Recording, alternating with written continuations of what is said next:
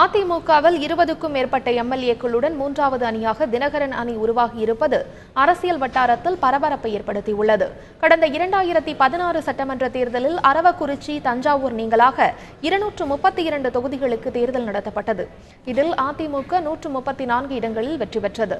அதன் பிறகு திருப்பரங்குன்றம் தொகுதி எம்எல்ஏ சீனிவேல் மரணமடைந்ததை அடுத்து எம்எல்ஏக்களின் எண்ணிக்கை 133ஆக குறைந்தது.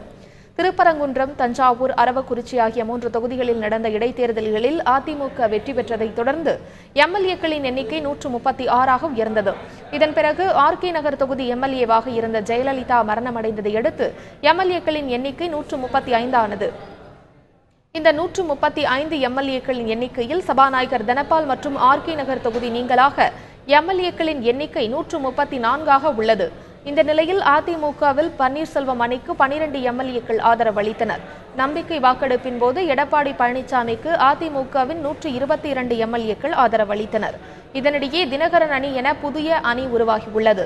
தமிழக அரசியலில் புதிய பரபரப்பை ஏற்படுத்தியுள்ளது. 25 எம்எல்ஏக்கள் அவருக்கு ஆதரவு அளித்துள்ளனர். பன்னீர்செல்வம் அணியில் 12 பேரும், தினகரன் அணியில் 25 பேரும் உள்ளனர். இதனால் எடப்பாடி அணியில் இருந்த 122 எம்எல்ஏக்களின் பலம் தற்போது குறைந்து 97ஆக உயர்ந்துள்ளது.